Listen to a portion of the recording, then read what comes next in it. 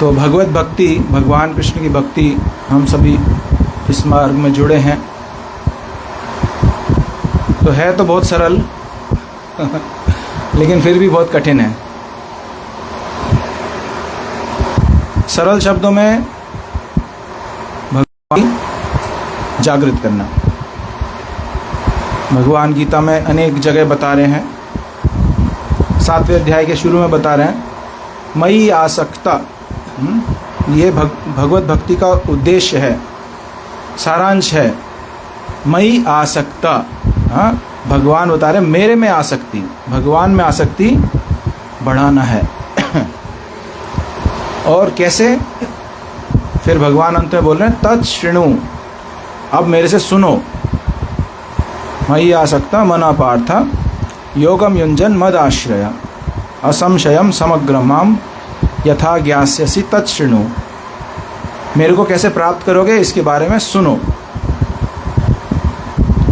तो ये भक्ति का सबसे पहला और सबसे ज़्यादा जरूरी अंग है, भगवत कथा का श्रवण करना।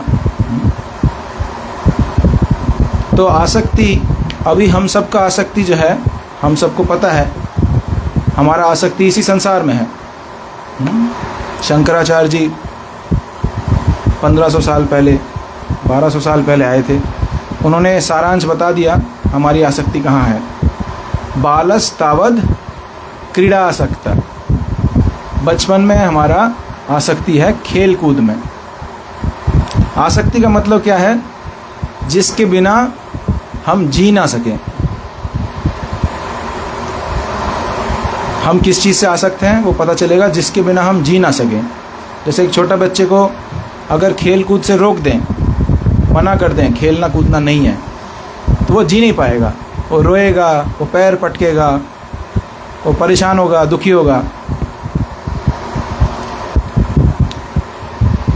और जब थोड़ा बड़ा होता है तो तरुणस्तावद तरुणी रक्ता, जब जवान हो जाता है तो फिर स्त्री का पुरुष के प्रति, पुरुष का स्त्री के प्रति आसक्ति स्वाभाविक प्रकट हो जाता है।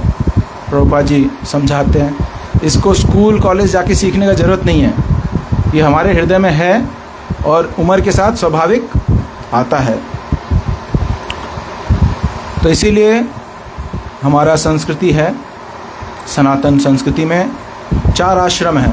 पहला आश्रम है ब्रह्मचारी आश्रम, जो गुरुकुल में रह के गुरु के सानिध्य में इंद्रियों को संयम करना सीखे, जीवन के उद्देश्य को जाने, उच्च लक्ष्य के बारे में जाने, और इसके साथ साथ अपने जीविका किस प्रकार से उसको अपना जीवन अर्जन करना है, पैसे कमाने हैं या अनाज उत्पन्न करना है, जो भी है।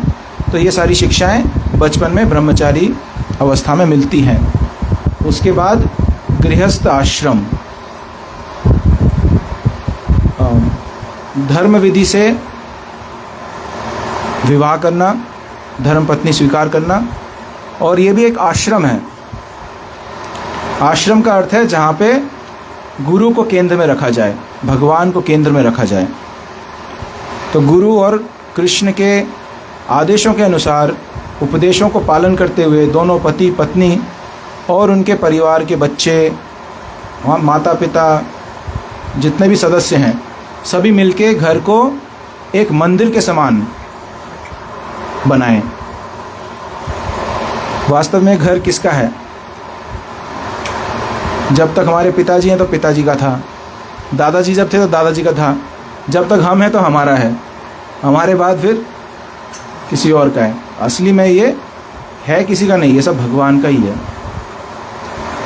तो भगवान का घर है, हम सब भगवान के नौकर हैं। भगवान को घर में बिठाया जाए सुंदर से, जैसे यहाँ पर राधा श्याम सुंदर जी विराजमान हैं और सीताराम लक्ष्मण हनुमान, तो यही घर के मालिक हैं। और हम सब क्या हैं? सेवक हैं, नौकर हैं। क्या क्या सेवा करेंगे? झाड़ू पोछा लगाएंगे, खाना पकाएंगे, परोसेंगे, उसके बाद साफ़ सफाई करेंगे, आरती पूजा करेंगे। तो इस तरीके से भगवत चेतना में उद्देश्य है आसक्ति भगवान की प्रति बढ़े, मई आसक्त संभव हो। साधारणतः यदि हम भक्तिमय जीवन ना रचित करें घर में, तो तरुणस्तावत तरुणी रक्त, ये जो ऐसा उम्र है कि पति पत्नी, लड़का लड़की, स्त्री पुरुष का आसक्ति बहुत ज़्यादा गाढ़ा होता है। तो उस भगवान गीता में भी बता रहे हैं, विषया विनिवर्तन्ते निराहारस्य देहिना। अगर कोई बोले कि नहीं नहीं ये अच्छा नहीं है, इसको त्याग देंगे हम, तो केवल निराहार रहना संभव नहीं है, क्योंकि जीव का जो स्वभाव है वो है आनंदमयोभ्यासात। जीव स्वभाव से आनंद की तलाश में है, क्योंकि भगवान का अंश है। भगवान आनंदमय है, आनंद के भंडार है, आनंद से ही बने हुए हैं। तो जीव भी उसी स्थिति में रहना चाहता है, आनंद की स्थिति में। लेकिन दिक्कत क्या है कि अभी हम लोग कहाँ पे हैं? दुखालय में हैं, जहाँ आनंद प्राप्त नहीं होता। दिक्कत ये है, जीव का स्वभाव है आनंदमय रहना, आध्यात्मिक जगत में आनंदमय रहना, लेकिन है अभी दुखालय में। जैसे कोई अगर रेगिस्तान में फंस जाए तो वहाँ उसको कष्ट है ना, मुश्किल है, तो यहाँ आनंद मिलता नहीं है। तो केवल इंद्र विषय को त्यागने से संभव नहीं है। रसो वर्जम रसोप्यस्य, उच्च रस प्राप्त करना अनिवार्य है, और वो है भक्ति के नवविधा भक्ति। श्रवणम कीर्तनम, अभी हमने 1.5 घंटा कीर्तन किया, उच्च रस मिला ना, आनंद आया ना, तो बाकी चीज़ें, बाकी टीवी, मोबाइल, घूमना फिरना, बातें करना, ये सब जरूरत नहीं था, क्योंकि इससे और ऊंचा रस प्राप्त हो रहा है। तो उद्देश्य ये है कि 24 घंटे जितना हो सके ऊंचे रस को प्राप्त कर सकें, ताकि आहार, निद्रा, आत्मरक्षा और वंश वृद्धि, इससे हम ऊपर उठ पाएं। और जितना हम करेंगे, जितना करेंगे, धीरे धीरे आसक्त हो जाएंगे। उद्देश्य ये है, इतना करें कि हम इससे आसक्त हो जाएं, इसको छोड़ ना पाएं, इसके बिना रह ना पाएं। अभी देखा जाए तो हमारा आसक्ति मोबाइल फ़ोन की तरफ जा रहा है। अभी हमारा कितना ज़्यादा उन्नति हो रहा है कि मोबाइल फ़ोन, पहले तो परिवार से आसक्ति था, है ना, पैसे से जमीन जायदाद, अभी तो मोबाइल फ़ोन से आसक्ति है। जमीन जायदाद गया भाड़ में, परिवार गया भाड़ में, अभी मोबाइल है तो बस बहुत है, और कुछ ज़रूरत ही नहीं है। सारा दुनिया मोबाइल में उपलब्ध है। तो देखो कहाँ, पहले तो मनुष्य में आसक्ति थी, अभी तो मशीन में आसक्ति हो गई, तो और भी ज़्यादा।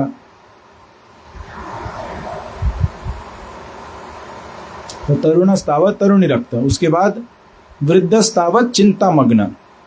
अभी इसका अनुभव तो मुझे प्रैक्टिकली नहीं है, लेकिन जो वृद्ध हैं वो बता पाएंगे। वृद्धस्तावत चिंतामग्न, वृद्ध काल में मन जो है वो अतीत में आसक्त होता है। अरे अगर 40 साल पहले अगर मैंने ये इन्वेस्टमेंट किया होता तो कितना अच्छा होता, क्यों नहीं किया मैंने, वो गलती किया था, अगर वो गलती नहीं करता तो आज कहाँ मैं होता। मुझे पता नहीं, मैं तो छोटा हूँ अभी, जो जिनका उम्र है, वयस है, वो बता सकते हैं। शंकराचार्य जी कितने साल की उम्र तक थे? 24 या फिर 32, ऐसे कुछ, ज़्यादा उम्र नहीं था उनका। उसी में प्रचार करके फिर चले गए। तो लेकिन वो ज्ञानी थे, तो उन्होंने बोला वृद्धस्तावत चिंतामग्न, वृद्ध काल में केवल चिंताएं। अरे ये बेटा जो है ये ठीक से नहीं कर रहा, इतना मैंने कमा के दिया, सब लुटा दिया इन लोगों ने, कोई ध्यान नहीं देते हैं, सब काम खराब कर दिया, ये नहीं किया, वो नहीं किया, वही सब चिंता रहता है। तो आसक्ति उधर रहती है। परम ब्रह्म ने कोपी न लगना, लेकिन परम ब्रह्म के बारे में कोई विचार नहीं करता। तो ये तो भौतिकवादी जीवन है, लेकिन जब भक्ति में आते हैं तो हमारा उद्देश्य है आसक्ति भगवान की ओर लगाएं।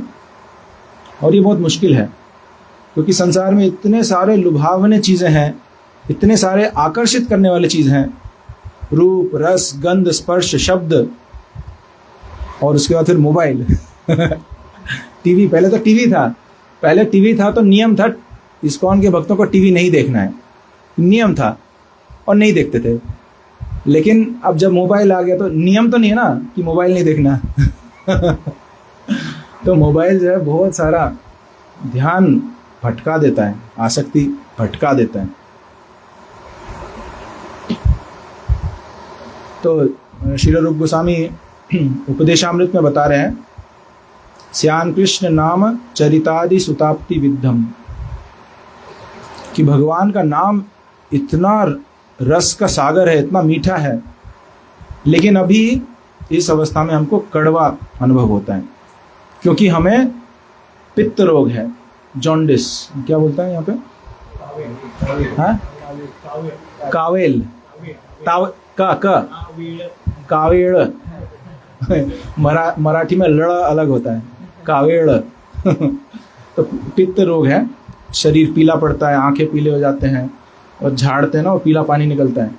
उस समय मीठा अच्छा नहीं लगता, मीठा जब खाते हैं तो वो कड़वा लगता है, मीठा खाने का मन नहीं करता। लेकिन वो जो मिश्री का पानी है या गन्ने का रस है, वही उसका दवाई है। कड़वा लगेगा लेकिन पीना है जब तक कि हमारा पित्त शांत ना हो जाए, उसके बाद फिर दोबारा मीठा लगने लगेगा। तो रूप गोस्वामी बता रहे हैं कि इसी प्रकार से हरि नाम जो है वो इतना मधुर है, इतना मीठा है, लेकिन इस अवस्था में हमें मीठा लग नहीं रहा। लेकिन ये दवाई भी यही है, इसी को करना है। जो अभी हमने एक घंटा 1.5 घंटा कीर्तन किया, ये तो मीठा लगा, है ना। क्यों? क्योंकि भक्तों के संग में और मधुर कीर्तन, मधुर वाद्य यंत्रों के साथ, अच्छे से सुर ताल लय के साथ, तो इसलिए मन को अच्छा लग रहा है। तो ये दवाई है, ये अच्छा है।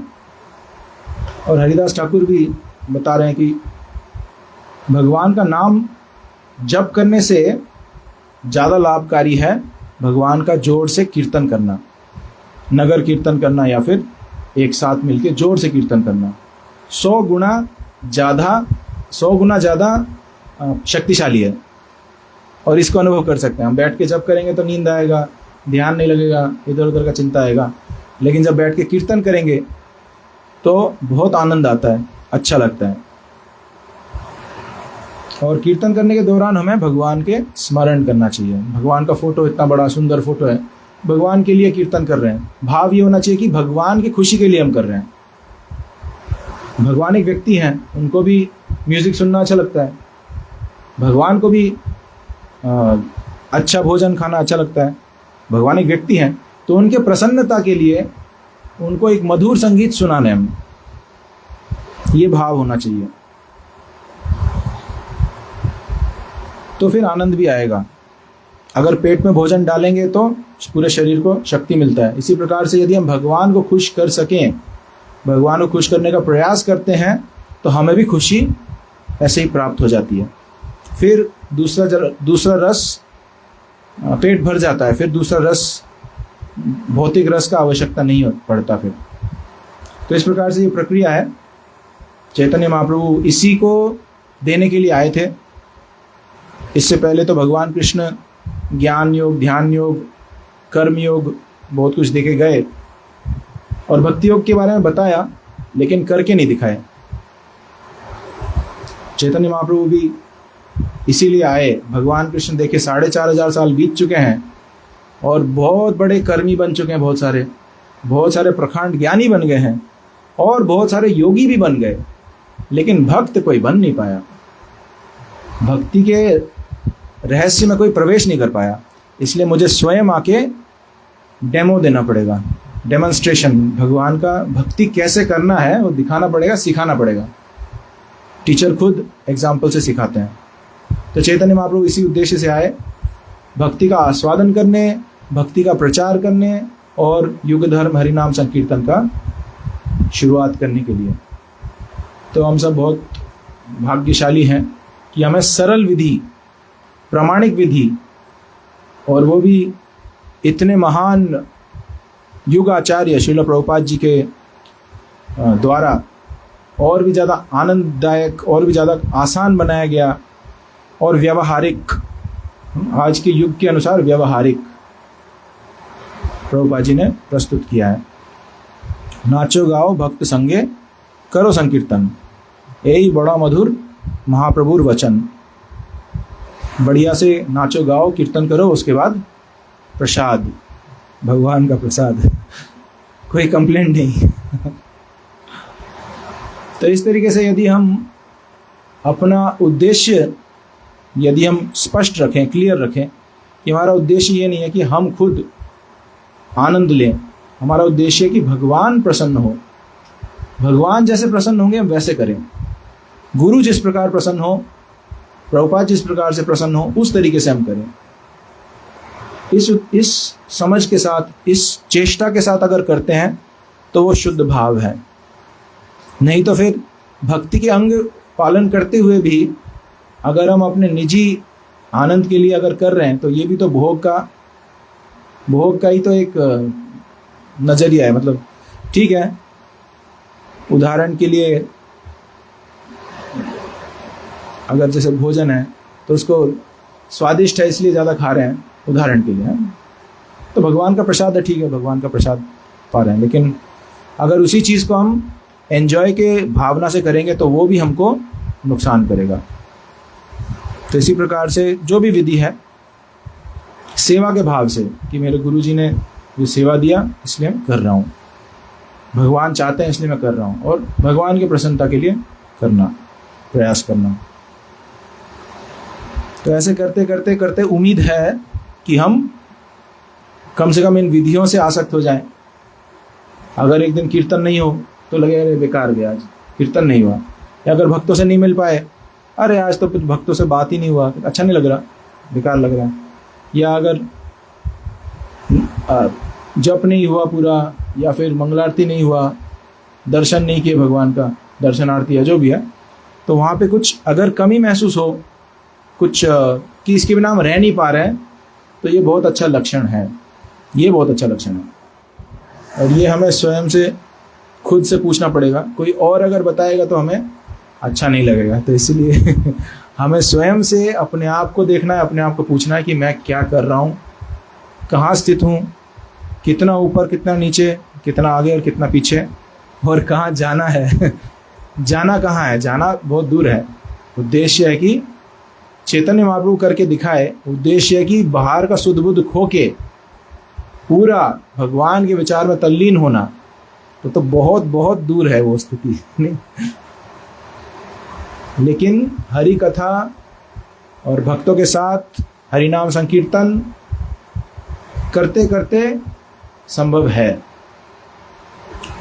चैतन्य महाप्रभु करके दिखाए, रात भर, सारा रात श्रीवास ठाकुर के आंगन में, घर में भागवत के श्लोक उच्चारण होते थे, और एक भाव की तैयारी होती थी, और फिर उस भाव को आस्वादन करते हुए कीर्तन होता था। चैतन्य महाप्रभु को सबसे ज्यादा विरह भाव पसंद था कि भगवान कृष्ण नहीं है हमारे पास, उसका विरह अनुभव करना। जिनसे हम प्रेम करते हैं अगर उनसे दूर हो जाए तो उनका याद जो है और गाढ़ा हो जाता है। जैसे एक माँ का प्रेम स्वाभाविक अपने बच्चे के प्रति होता है। अगर बच्चा एक रात भी घर से दूर हो जाए, पड़ोसी के घर में, दोस्त के घर में गया हो, लेकिन माँ को चैन नहीं है या अगर बच्चे को गुरुकुल में जमा करना पड़ जाए हाँ तो माँ सो नहीं पाएगी, खा नहीं पाएगी। अभी करनाल में कुछ भक्त लोग हैं, तो एक माता जी ने अपने बेटे को कुछ दिनों के लिए गुरुकुल में भेजा, लेकिन कुछ दिन बाद माँ ने बोला नहीं, वापस भेजो बच्चे को मैं खा नहीं पा रही हूँ कुछ, मैं सो भी नहीं पा रही हूँ, बच्चे का इतना याद आ रहा है मुझे।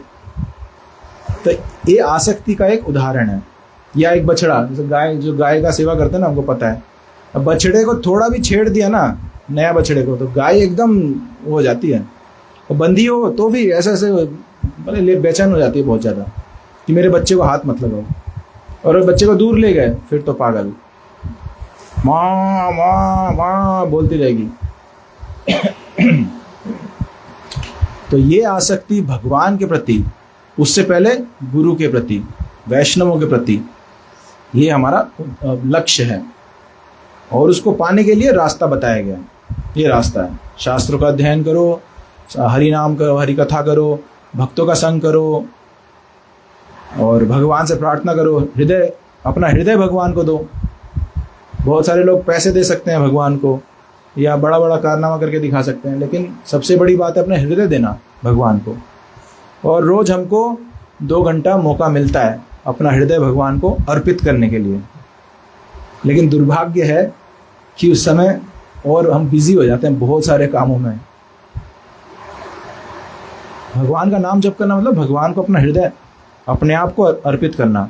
हे कृष्ण, हे राधा रानी, कृपया करके मुझे अपनी सेवा में व्यस्त रखिए ताकि मैं इस माया, इस अज्ञान की सेवा से मुक्त हो सकूं और अपने वास्तविक स्थिति, आनंदमय स्थिति में आपके साथ, आपके धाम में रह सकूं।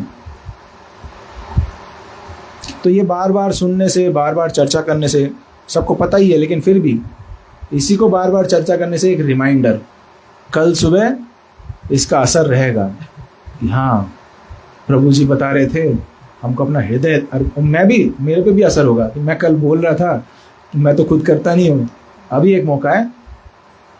तो हरि कथा का मतलब यही है। हरि कथा का मतलब है बोधयंत परस्परम। भगवान 10वें अध्याय के 9वें श्लोक में बता रहे हैं, मत चित्त मत गता प्राणा, मेरे शुद्ध भक्त का मन सदा मेरे चिंतनों में व्यस्त रहता है और उनका जीवन सदा मेरे सेवा में अर्पित रहती है। बोधयंत परस्परम, एक दूसरे को हमेशा याद दिलाते रहते हैं। बोध का मतलब याद दिलाना। हरे कृष्णा प्रभु कैसे हैं, प्रभु कितने माला हुए, हरे कृष्णा प्रभु कितने माला हुए। माइक खत्म, इसको दूसरा वाला लगा दो।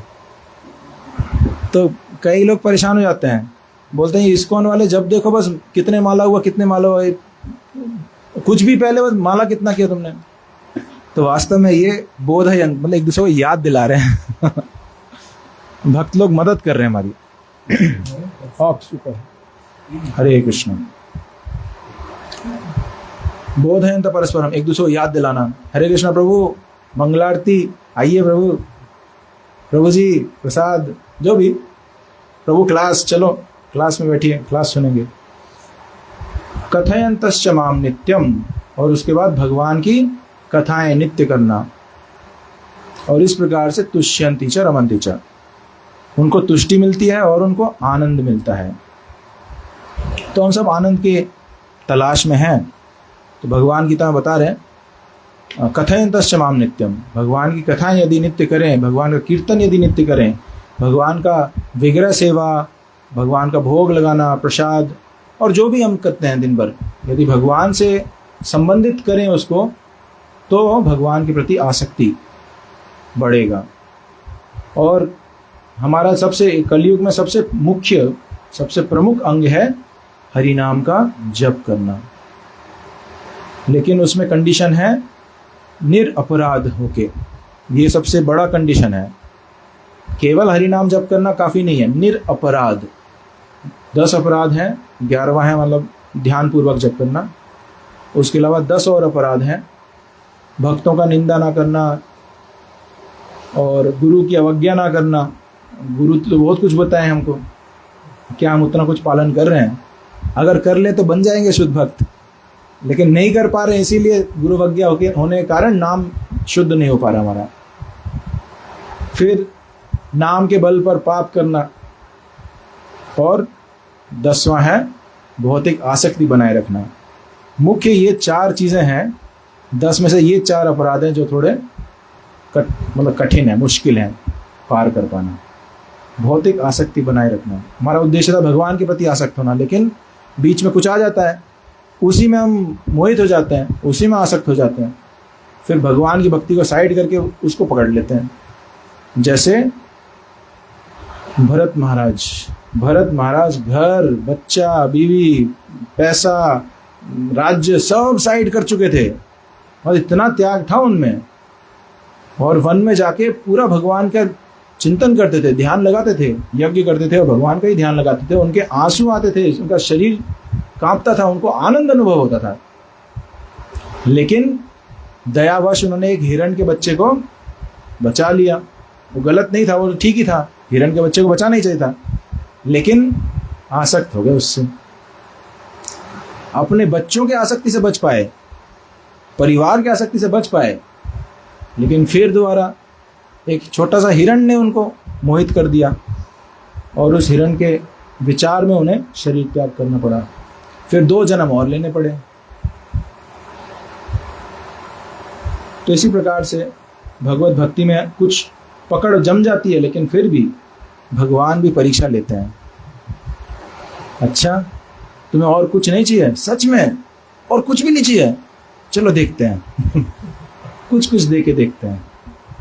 और तो संभव नहीं है, हम इससे बच नहीं सकते। एक ही उपाय है, जो बचा हुआ भक्त है, शुद्ध भक्त है, उनके चरणों को पकड़ लेना, उनके सानिध्य में, उनके पास रहना, और वो हमें बालों से पकड़ के खींचे, गए क्या कर रहा, चल आगे बढ़ो, उसमें नहीं फंसने का। नहीं तो जीव स्वभाव, मतलब बद्ध जीव अपने आप से बच नहीं सकता भौतिक आकर्षण से, संभव नहीं है। तो इसीलिए वैष्णव संग या भक्तों का संग इतना आवश्यक है। भक्तों का संग प्लस भाग्य ठीक होना जरूरी है। भाग्य भी साथ, मतलब उसमें भी एक फैक्टर है। तो भाग्य सुधार हो सकता है जब हम वैष्णव की सेवा करें पूरे हृदय के साथ। भगवान हृदय के भाव को देखते हैं और उसी के अनुसार भगवान कृपा भी करते हैं। कृपा मतलब हमारे भौतिक कल्मश को धो देते हैं। विधुनोति सुहृत सताम, जो ध्यान से शुद्ध भक्तों से कथा सुनता है और हृदय से अनुभव करता है, हृदय से शरणागति लेता है भगवान को, भगवान के नाम को, भक्तों को, शास्त्रों को, तो फिर भगवान उसके हृदय को स्वच्छ भी करते हैं, साफ करते हैं।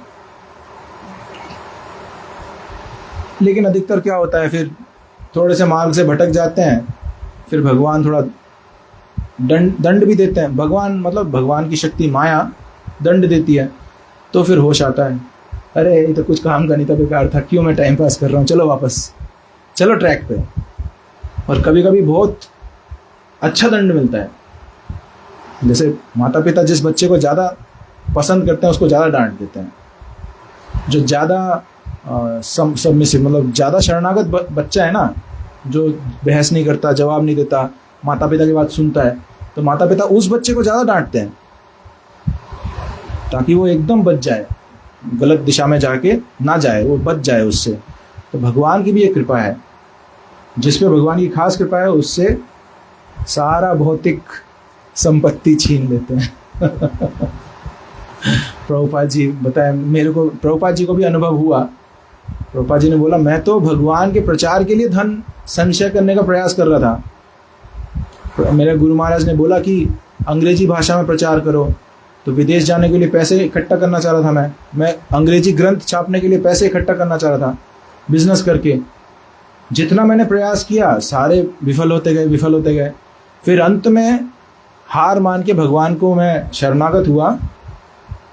तब मुझे अनुभव हुआ कि नहीं, भगवान की खास कृपा है, यस्याहम अनुगृह्णामि हरिष्ये तद्धनम शनैः। तो प्रभुपाद जी बोल रहे हैं कि अपने आप से कोई व्यक्ति शुद्ध भक्त बन नहीं सकता जब तक भगवान की ये वाली कृपा ना हो जाए।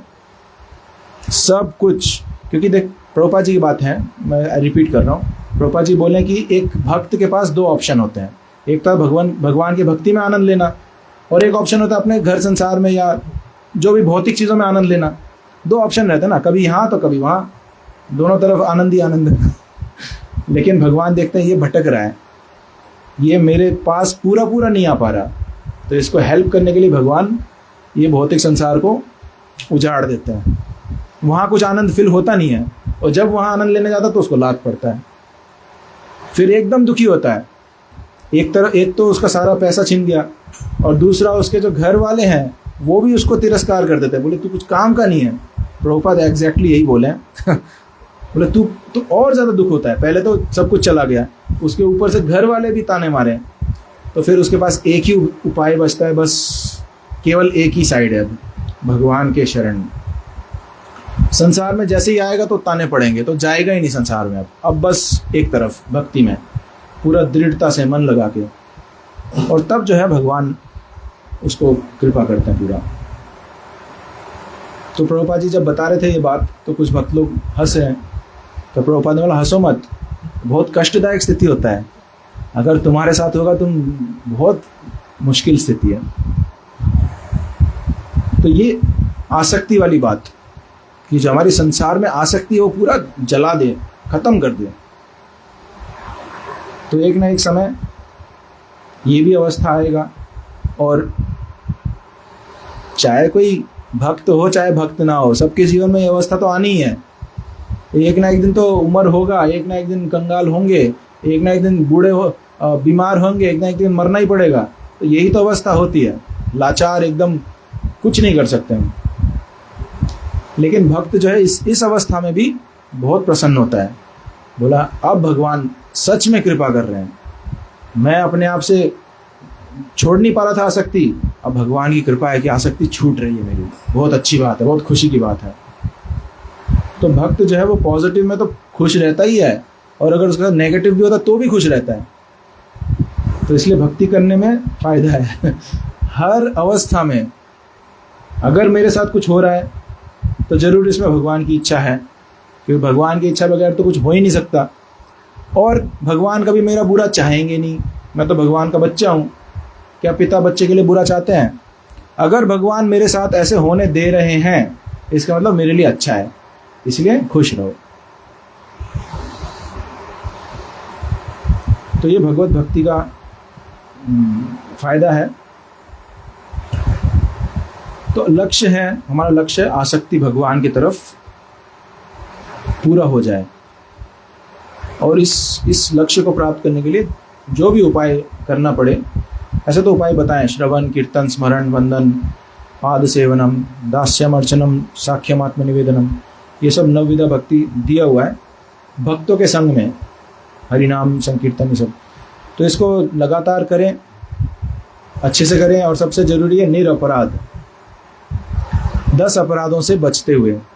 अगर कोई गंभीरता से बचना चाहता है 10 अपराधों से, तो हर रोज रात को या शाम को या जो भी है, एक बार बैठ के कॉपी लेके चेक करो, आज क्या मैंने किसी भक्त का निंदा किया? नहीं किया, ठीक है। आज क्या मैंने गुरुजी का अवज्ञा किया? हाँ, गुरुजी का अवज्ञा तो हो गया आज।